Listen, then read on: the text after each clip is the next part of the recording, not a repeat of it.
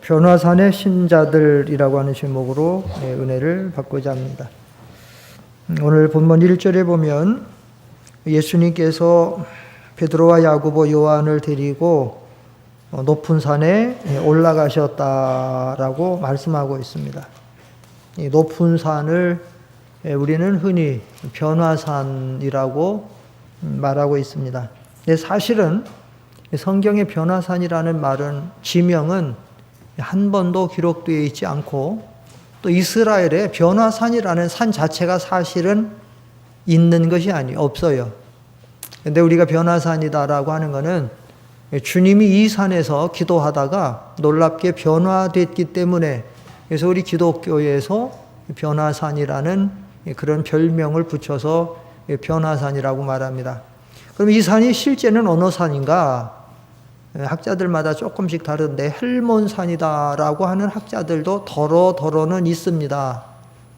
근데 이 헬몬산은 아닐 것이다라는 것이 대부분 지배적인데, 왜냐하면 이 헬몬산은 이스라엘에서 가장 높은 산인데 2814m, 백두산보다도 더 높은 산인데, 이 산은 1년에 거의 만년설이 여름에도 다 안고 있는 산이기 때문에 기도하기에 적합하지 않은, 그 정상에 올라와서 기도하기에 적합하지 않고, 또 이스라엘의 제일 북방 쪽에 있어서 다른 나라들과 국경, 한 3개국이 국경을 맞대고 있는 그런 지역이기 때문에 이 헬몬산은 아닐 것이다 라는 것이 지배적이고, 그럼 이 산이 어느 산이냐? 대부분의 학자들은 다볼산이다 라고, 또 지리학자들도 그렇고 다볼산이다 라고 말을 하는데, 이 산이 본래 이스라엘의 지명으로 하르타볼이라고 그래서 그 산 이름이 다볼산인데, 하르타볼이라는 그 말 자체가 무슨 뜻인가 하면 높은 산이다, 그런 뜻이에요. 여기도 지금 성경에 보면 1절에 따로 높은 산에 올라가셨다, 하르타볼이 높은 산이라는 뜻인데, 그래서 이 산은 이스라엘 중앙에 위치해 있는 산이고, 그리고 또 이 산이 구름이 자주 끼는 곳이기 때문에 오늘 본문에도 보면 5절에 말할 때 호련히 빛난 구름이 그들을 덮으며 라고 하는, 그래서 대부분의 학자들이나 목회자들이 이 산을 다볼산이다라고 생각을 해서, 그래서 헬몬산에는 그 예수님 변화 기념 교회가 하나도 없어요. 그런데 이 다볼산에는 이 예수님 변화를 기념하는 기념 교회가 각 그 종교마다 몇 개씩 들어와 있어서, 3개인가 몇 개가 들어와 있어서, 그래서 다볼산이 이 높은 산이다, 이렇게 말들을 하고 있습니다. 자, 어쨌든 주님이 이 산에 세 제자와 더불어서 올라가셨습니다. 등산하러 가셨을까요? 여행하러 가셨을까요? 아니면 운동하러 올라가셨을까요? 네, 우리가 생각하는 대로 주님은 기도하시려고 이 산에 올라가셨습니다. 그런데 왜 12제자를 다 데리고 올라가지 않고 3제자만 데리고 갔느냐? 예수님은 중요한 곳에 가실 때는 12제자를 다 데리고 가지 아니하시고 항상 이 3제자만 데리고 가셨죠. 왜냐하면 12 다 데리고 가면 기도하는데 방해가 되고 다른 중요한 일을 하는데 방해가 되기 때문에, 그래서 뭐 이렇게 세상에서도 어떤 중요한 아주 긴밀한 무슨 일을 할 때는 소수의 사람들만 가서 그것을 처리하게 되는 것처럼, 그래서 이 3사람 데리고 가고, 특별히 예수님은 또 당신 사후에 이 3제자를 특별한 하나님 사역자로 쓰시기 위해서, 훈련하기 위해서 이 3제자를 데리고 가셨고, 이 3제자는 예수님의 기대에 부응해서 베드로는 수제자가 되고, 사도 요한은 막내인데 가장 귀한 진리를 많이 깨닫고, 또 그래서 사랑의 사도가 돼서 최후까지 이 주님의 진리를 잘 증거하고 나타난 사도가 되고, 그 형제 야고보는 제일로 먼저 초대교회에서 힘있게 앞서서 진리를 세워나가다가 순교의 제물이 돼서 이 세상에서 하나님 앞에 바쳐지게 됩니다. 자, 어쨌든 주님이 세 제자와 더불어서 올라가셔서 기도하는 가운데서 이 세 제자는 놀라운 광경을 목도하게 됩니다. 사실 이 세 제자는 같이 열심히 기도한 게 아니에요. 올라가서 피곤해서 졸고 있다가 뭔가 두리두리 하는 소리가 나서 보니까 예수님의 모습이 정말로 말로 형용할 수 없게 아름답게 희고 성별하고 아름답고 거룩하고 이렇게 변화가 된 거야. 얼마나 주님의 그 모습이 변화됐는지 옷가지도 찬란해지고, 다른 성경의 복음서에 보면 빨래하는 자가 그렇게 희게 할 수 없을 정도로 옷가지도 그렇게 희고 찬란하게 변화가 됐어요. 그런데 그 놀라운 광경만 아니라 주님이 그때에 대화하고 있었는데, 누구와 대화를 하고 있었는가 하면 먼저 앞서서 하나님 앞에 간 모세, 율법의 대표인 모세와 선지자의 대표인 엘리야와 더불어서 대화를 하고 계셨습니다. 그 대화의 내용은 무슨 내용인가 하면 오늘 본문에는 안 기록되지만 다른 성경에 보면 예수님의 별세를 위해서, 예수님의 구속의 죽음을 위해서 거기에 대한 그 하나님의 신령한 대화를 나누고 있어서요. 그리고 이 제자가 너무 이 광경에 황홀하고 신비하고 이 아름다운 광경에 너무 좋으니까 사로잡혀서 베드로가 거기서 주님 앞에 얘기를 한 거예요. 주여, 너무 여기 있는 게 좋은데 우리가 저 밑에 내려가지 말고 여기다가 초막 셋을 지어서 하나는 주님을 위해서, 하나는 모세를 위해서, 하나는 엘리야를 위해서 짓고 여기서 우리 사시지요. 이렇게 질문을 했습니다. 그때 주님께서 베드로의 이 말에 동의하지 않으셨습니다. 그래? 그렇게 하는 게 좋겠다? 동의하지 않으시고 있는데 대신 하늘에서 그때 음성이 들려왔어요. 뭐라고 음성이 들려왔는가 하면 이는 내 사랑하는 아들이요 내 기뻐하는 자다라고 하는 하나님의 음성이 들려와서, 그래서 예수님과 세 제자는 다시 이 산 아래로 내려와서 하나님의 거룩한 사역을 감당하게 됩니다.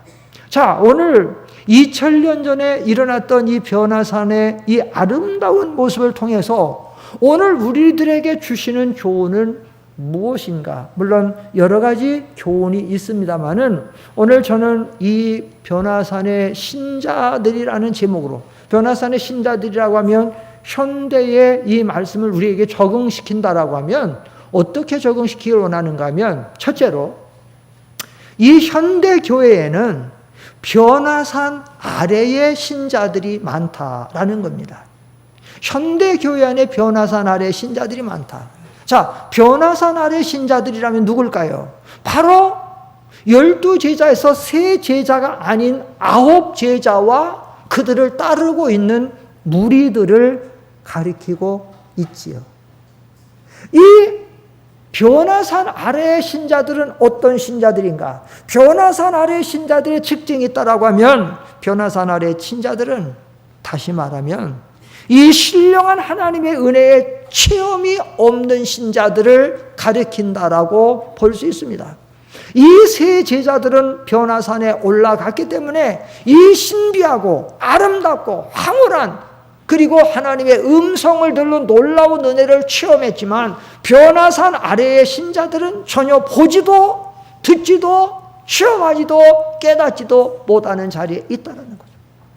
사랑하는 성도 여러분, 오늘 현대교회의 많은 신자들이 여기에 해당됩니다. 교회를 다니기는 하지만, 예수를 믿은 지 오래됐기는 하지만, 교회 직분을 맡기만 했지만 하나님 앞에 예배도 드리고 기도도 하고 봉사도 하고 신앙생활을 하지만 전혀 체험이 없는 신자들. 그러니까 하나님의 은혜에 감사함이 없고, 감사한다라고 해도 그 감사가 너무나도 미약하고, 깊은 진리에 대한 깨달음이 없고, 그러니까 하나님의 일이나 하나님의 구원 사역에 정말로 어떤 뜨거운 마음을 가지고 자원해서 즐거움으로 하기보다는 할 수 없어서 타성에 젖어서 형식적으로 신앙생활하는 그들, 바로 그런 사람들이 오늘 현대교회의 변화산 아래의 신자들이라고 하는 사람. 이런 사람들은 교회에서 기도해야 된다고, 새벽 기도를 강조하고 금요 기도를 강조하고 산 기도를 강조하지만 이 기도하자라고 하는 얘기에 전혀 매력을 느끼지를 못합니다. 선교를 해야 되고 봉사를 해야 된다고 하지만 오히려 직분에 따르는 부담감 때문에 억지로 할 수 없어서는 하지만 정말로 뜨겁고 감사하고 감격한 마음으로 눈으로도 눈물로 갚을 수 없는 줄 알고 은혜로 하지 못하는 이런 신자들이 바로 변화산 아래의 신자들이라고 하는 사실입니다. 혹시 오늘 이 말씀을 이 자리에서 듣고 있는 당신이 바로 변화산의 신자는 아닌지 자신을 돌아보기를 바랍니다. 두 번째로 현대교회 안에는 변화산 우위의 신자들이 있습니다. 다시 말하면 베드로와 야고보, 요한과 같이 그들은 보았습니다. 그들은 들었습니다. 그리고 그 모든 것들을 체험했습니다. 이 사람들은 기도의 맛을 합니다. 찬양의 맛을 합니다. 하나님의 말씀을 들을 때 말씀의 은혜를 받고 말씀으로 심령이 뜨거워지고 말씀으로 책망을 받고 하나님의 은혜를 체험하는 사람들입니다. 다윗은 자기가 하나님의 은혜를 깊이 체험할 때 그 체험이 너무도 좋고 감사해서, 그런데 주변의 사람들을 볼 때, 이 체험이 없는 사람들을 볼 때 너무 안타까워서 다윗은 뭐라고 말하냐면 너희들도 이런 것을 맛을 좀 체험해봐라.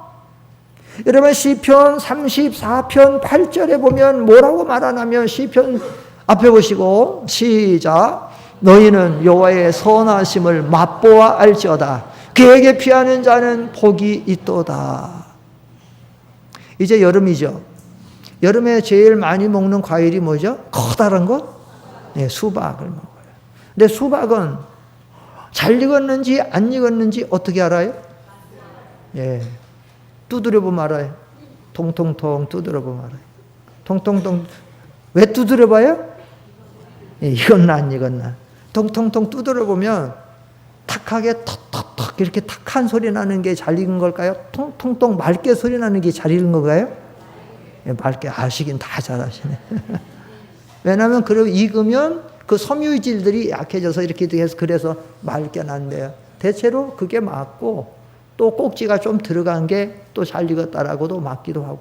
근데 어떤 때는 그렇게 사도 잘 익어 그렇게 해서 해갖고 두드려도 보고 못도 해고 왔는데 안 익은 것도 사실 뭐 익긴 익어도 잘 안 맛있는 게 없어요. 제일 잘할 수 있는 건 뭐예요? 잘 익었는지 안 익었는지 맛을 보면 알죠. 맛을.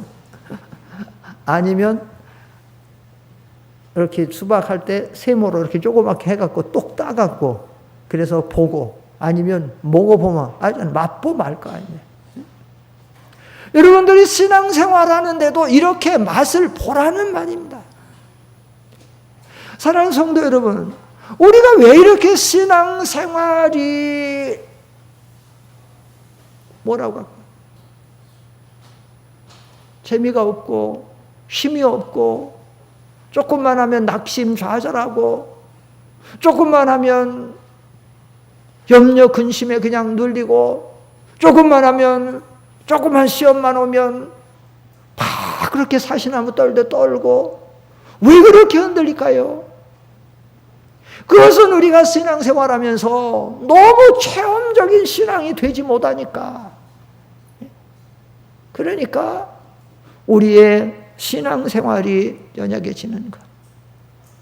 좀 체험이 있으면, 물론 우리가 100% 체험적인 신앙생활, 뭐 늘 그 생활은 사실 앞에 있는 사도들도 선지자들도 늘 그 생활한 건 아니에요. 사도들도 선지자들도 때로는 침체에 빠질 때도 있고, 때로는 약해질 때도 있고, 때로는 낙심이 날 때도 있고, 때로는 두려울 때도 있고, 그래요. 늘 그런 거는 아니지만, 뭐 늘 그럼 뭐 하나님이지. 그런 건 아니지만, 그래도 우리가 신앙생활, 도로도로 정말 하나님의 은혜로 심령이 뜨거워도 되고, 강하게도 되고, 좀 하나님의 은혜로 하나님 한 분으로 만족하고 기쁘기도 하고, 이 체험적인 신앙생활을 하게 되면 우리가 찬양을 하나 불러도 높은 산이 거친 들이 초막이나 궁궐이나 내 주 예수 모신 곳이 그 어디나 어디예요? 하늘나라. 이 찬양하면 그것이 공감이 되는 거예요. 정말 그래. 높은 산이나 거친 들이나 초막이나 궁궐 주님만 모시면 천국에. 왜냐하면 내가 체험해 봤으니까. 실제적인 찬양이 되죠. 그런 것들. 우리가 이 신앙생활하면서 사도 바울이 성경에 보면 내 주 예수 아는 지식이 가장 고상함을 인하여 내가 그 외에 다른 모든 것은 배설물같이 여겼다. 그러면 나도 그 은혜를 받아가지고 과거에 정말로 세속에 더러운 모든 것들은 조금 가치 없게 여기고 그런 체험한 사람은 저게 저 진리가 무엇인지 알죠. 우리는 세상의 명예와 권세와 성공 출세를 위해서 우리는 세상에 혈안이 되어 있는데 모세가 애굽 공주의 아들의 칭함을 거절하고 도리어 하나님의 백성과 함께 고난받기를 좋아했다. 이런 진리를 깨닫고 그 깊은 세계를 맛을 보는 사람들은 그 세계가 무엇인지를 공감하게 되죠. 알게 되죠. 얼마나 좋겠어요. 그러나 이런 세계를 모르는 사람들은 강단에서 때로는 깊은 하나님의 진리가 증거될 때, 지금도 마찬가지예요. 제가 지금도 오늘도 이 설교를 지금 쭉 하고 있는데 어떤 부분은 이 세계를 체험하지 못하신 분들은 잘 이해가 안 돼. 여호와는 나의 목자시니 내게 부족함이 없다. 이거를 이해하는 사람들은 굉장하죠. 다윗은 하나님이 나의 목자 되시는 하나님 이것만 만족하고 다른 아무 부족함이 없다는 거예요. 그런데 우리는 신앙생활하면서도 왜 이렇게 부족한 게 많아? 이것도 없고 저것도 없고 저것도 없고 이것도 없고 다 없어. 그러니까 맨날 헉헉헉 대버려. 왜 그렇습니까? 우리가 깊은 진리의 깨달음이 부족하고 체험이 부족하고 은혜 생활이 부족하기 때문에 그렇다라고 하는 사실입니다. 그래서 우리는 정말로 이 마지막 때에 좀 더 하나님 앞에서 은혜 생활을 바로 하려면 좀 이 체험적인 생활을 해야 돼요. 체험적이다라고 해서 오늘 신비주의자들이 말하는 뭐 어디 가서 막 방언을 받아야 되고 입신을 해야 되고 뭐 예언을 받아야 되고 뭘 해야 되고 다 속는 거예요. 요즘 다 가짜들은 가짜 손님. 자칫 잘못하면 그래서 어디 가서 성경 공부하면은 굉장한 은혜 있다. 가보면 신천지고 가보면 하나님의 교회고 가보면 뭐가 되고 다 잘못되는 거예요. 그런 체험이 아니고 우리의 신앙생활이 좀 한 단계 업그레이드 되고 좀 신령한 변화상 같은데 신령한 영의 세계에 들어가고 진리의 깨달음을 통해서 하나님의 이런 체험들이 있어야 된다라고 하는 사실이에요. 그러나 변화산 위의 신자라고 해서 문제가 없는 건 아니에요. 여기 지금 변화산 위의 신자가 어떤 문제가 있었느냐? 베드로의 고백 같은 이런 게 문제예요. 뭐예요? 주여, 우리가 여기 있는 것이 좋사오니 물론 하나님의 신령한 은혜를 깨닫고 진리를 깨닫고 하나님의 은혜를 받으면 그게 좋아요. 시편 84편 10절에 보면 무슨 말씀이 있는가 하면 앞에 보십시다. 앞에 보시고 시작. 주의 궁정에서의 한날이 다른 곳에서의 첫날보다 나은 주 악인의 장막에 사는 것보다 하나님의 성전 문지기로 있는 것이 좋소. 이런 것을 바로 가리켜서 가치관이라고 그래요. 여러분, 궁궐에서 사는 것이 좋습니까? 그 천막 하나 짓고 사는 장막에서 사는 게 좋습니까? 예? 장막에서 사는 게 좋아요? 정말로 이 뜨거운데 한번 천막에 가서 한번 살아보실 거예요? 30도, 35도 되는데 한번 장막 치고 가서 한번 한 주간 한번 살아보실래요? 궁궐에 사는 게 좋아요? 장막에 사는 게 좋아요? 궁궐에 사는 게 좋죠. 훨씬 좋죠. 또 구중 궁궐에서 사는 게 좋아요? 문지기로 사는 게 좋아요? 구중 궁궐에서 사는 게 좋아요? 문지기 사는 게 뭐가 좋아요? 그런데 그 장막이 하나님의 장막이고 그 문지기가 하나님의 문지기면 궁궐에서 사는 게 좋아요? 장막에 사는 게 좋아요? 장막에서 사는 게 좋죠. 이건 천국인데 구중궁궐 안에서 사는 게 좋아요? 문지기로 사는 게 좋아요? 문지기로 사는 게 좋지. 여기는 지금 하나님의 천국이에요 지금. 그러니까 이걸 모르는 사람들은 설교 들어도 몰라. 지금 저렇게 해도 암만 해도 지금 목사님 설교 들어도 모르는 거예요. 아는 사람은 아는 사람은 이거 다 내놓는 거예요. 아니, 왜 모세가 애국 공주 아들을 다 내놔요? 애국 여기를 왜 떠나요? 어디로 가는 거예요? 하나님의 백성과 광야로 가는 거예요. 광야로. 마실 물이 제대로 있습니까? 거기에 고기가 있습니까? 시원한 냉장고가 있습니까? 이집트 하면, 애굽 하면 당대 최고의 패권주의 국가인데 거기 안에는 얼마나 시원하고 그 부드러운 여자들의 시중이 항상 있고 원하기만 하면 과일이 시원한 것이 뭐가 항상 있는데 다 내놓고 가는 거예요. 왜? 거기에 대한 하나님의 은혜와 축복을 알기 때문에. 그런데 문제는 뭐냐? 바로 그거예요. 이렇게 좋으니까, 여기서만 살자는 거 이렇게 좋으니까. 여러분, 예수님이 그 변화산에 올라가 그 좋은 세계를 경험하고 시험해서 제자들하고 살라고 올라간 게 아니에요. 너희들 여기 살라고 데리고 온 게 아니에요. 여기서 하나님의 은혜를, 진리를 깨닫고 보고 듣고 하나님의 은혜를 받고 무장하고 다시 내려가라는 겁니다. 내려가서 하나님의 일을 하라는 거예요. 그걸 하려고 부르신 거예요. 거기서 보게 하고 듣게 하고 깨닫게 하고 체험하게 해서 내려가서 이제는 살든지 죽든지 누구만 위해서 살게 하려고? 하나님을 위해서, 복음을 위해 살게 하려고. 그런데 베드로는 뭐냐면 여기 좋으니까 여기만 있겠다는 거예요. 안 내려가겠다는 거예요. 오늘도 이렇게 신앙생활하는 사람들이 교회 꽤 있어요. 교회 생활은 열심히 해요. 교회 예배 생활을 열심히 나와요. 기도도 열심히 해요. 교회 봉사도 열심히 한다고요. 근데 항상 교회 안에서만 우물우물 하는 거예요. 정말로 주님이 원하시는 건 뭐예요? 여러분, 빛이 필요한 것은 어디예요? 빛이 필요한 것은 빛이 있는 곳이에요? 어둠이 있는 곳이에요? 어둠. 소금이 필요한 것은 어디예요? 맛 없는 곳. 썩어가는데 거기는 거예요. 우리가 교회에 와서 하나님의 신령한 진리를 깨닫고 은혜를 받고 왜 체험하게 해요? 나가라는 거예요. 나가서 저 어두운 곳에 가서 빛을 비추고 저 썩어진 곳에 가서 소금의 노릇을 하고 저 죽어가는 영혼들을 거기서 건지라고 하나님이 우리를 부르시는 줄 믿습니다. 그런데 여기서 살겠다라고 하면 이거는 아니에요. 세상으로 나가야 됩니다. 저 낮은 곳까지 찾아오셨던 주님같이 나가서 그곳에서 우리는 복음을 전하고 우리는 희생하고 섬기고 하나님 구원운동에 쓰여야 됩니다. 세 번째로 변화산에 올라갔다 변화산 아래로 내려가는 신자들이 있습니다. 바로 주님이 원하시는, 여기 9절에 보면, 오늘 본문 마태복음 17장 9절에 보면 그들이 결국은 내려옵니다.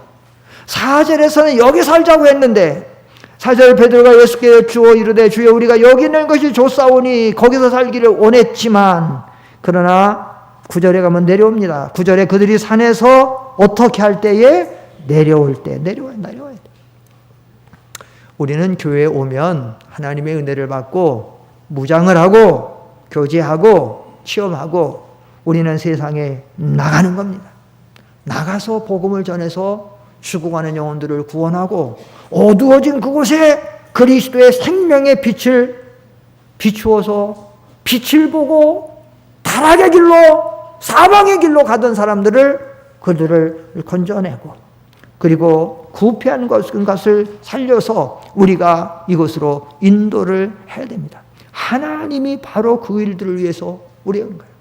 지금 주님이 베드로와 야고보, 요한과 산 위에서 이 놀라운 체험을 하고 있을 때 산 아래에서는 지금 어떤 일이 펼쳐지고 있느냐? 산 아래에서는 9 제자가 쩔쩔매고 있어요. 9 제자가 부끄러움을 당하고 있어요. 무슨 말인가 하면 간질 귀신 들린 아들을 둔 아버지가 그 아들을 데리고 예수님 소문을 듣고 온 거예요. 와서 이걸 고쳐달라고 하는데 예수님 안 계시니까 제자들에게도 온 김에 그냥 갈 수 없잖아요.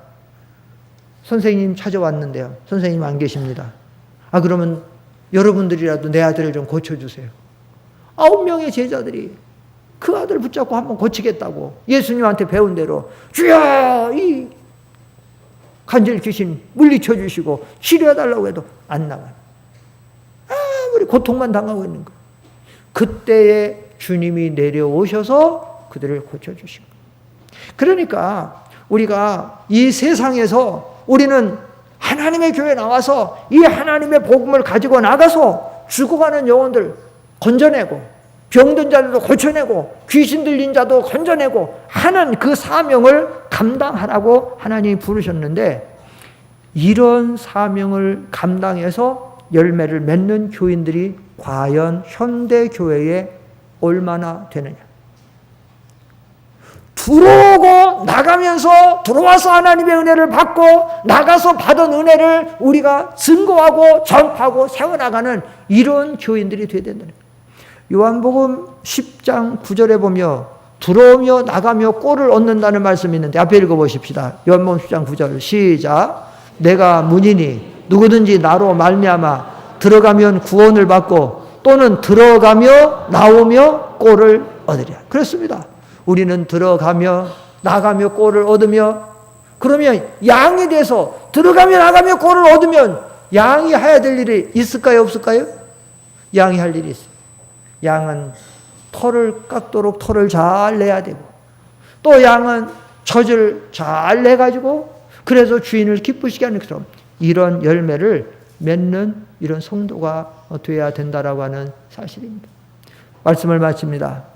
오늘 현대교회 안에도 변화산에 같이 세 종류의 신자가 있습니다.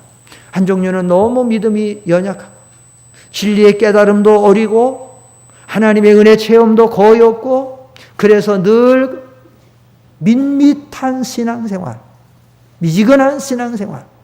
그냥 구원 못 받는다는 말은 아니에요.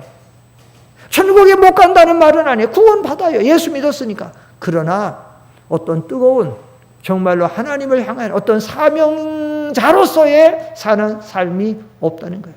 둘째로 하나님의 변화산 위에까지는 올라가서 하나님의 말씀의 은혜도 받고 기도의 은혜도 체험할 때도 있고 어떤 하나님의 신령한 은혜도 도로 체험을 해서 교회 생활은 잘 한다라고 하지만 정말로 이 사회를 변화시키고 가정을 변화시키고 뭔가 나의 필요한 대로 가서 하나님 앞에서 사명자로 사는 삶이 부족한 사람들. 교회 생활만 잘하는 거예요. 교회 생활만. 그거는 진짜 신자가 아니라는 거예요. 셋째, 바로 교회 생활도 잘하고 하나님의 진리를 깨닫고 하나님의 은혜를 체험하고 무장할 뿐만 아니라 이제 그것을 가지고 내려가서 나아가서 죽어가는 영혼들을 건지고 고치고 그들을 주 앞으로 인도하는 이런 사명을 잘 감당하는 우리 상대원교회 모든 성도님들 되기를 축원합니다. 기도하십시다.